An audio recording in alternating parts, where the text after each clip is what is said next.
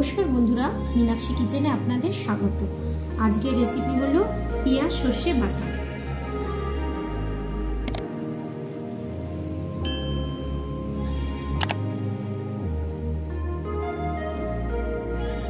আজকে করব বাটা মাছ।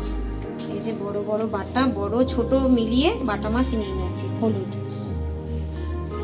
হলুদ আর নুন ভালো করে মাখিয়ে নিচ্ছি। লঙ্কার গুঁড়ো, ঝাল লঙ্কার গুঁড়ো দিয়ে দিচ্ছি। এবার ভালো করে মাখিয়ে নিচ্ছি। হয়ে গেছে ভালো করে নুন হলুদ মাখানো। তেল গরম হয়ে গেছে, তেলটা আমি ভালো করে একটু কড়াইয়ের মধ্যে চারিদিকে দিয়ে দিলাম। এবার আমি মাছটা ছাড়ছি।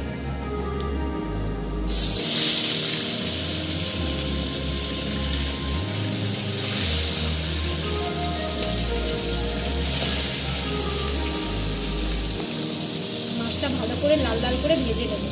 হয়ে গেছে, এবার মাছগুলো উঠিয়ে দেবো ভালো করে। এবার ভেজে আমি মাছগুলো তুলে নেব।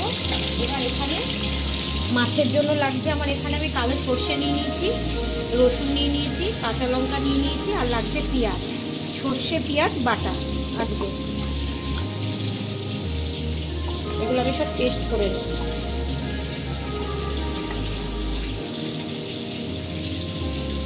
আর এর মধ্যে লাগছে আমার টক দই, আর এর মধ্যে লাগছে আমার আমলের টক দই। এর মধ্যে আমি দিয়ে দিচ্ছি টক দইটা, আন্দাজ মতন দিয়ে দেবো। আমি হাফ কাপের মতন দিয়ে দিলাম। এবার এটা আমি বেটে নেব।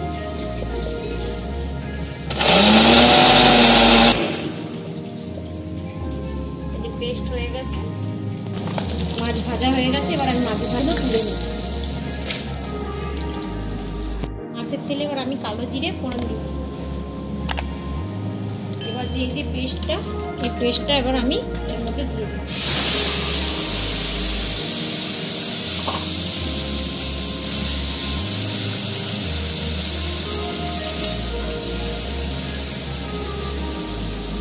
মাছটা ধুয়ে আমি দিয়ে দেবো।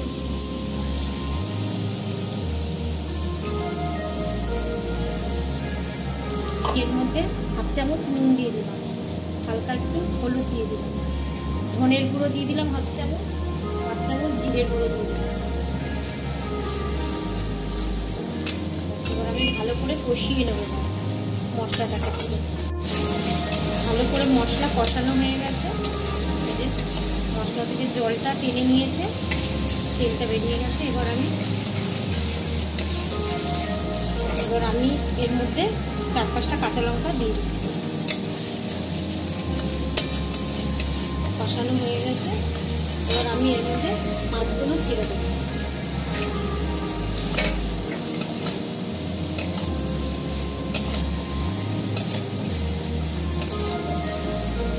এবার হালকা জল দিয়ে দেবো।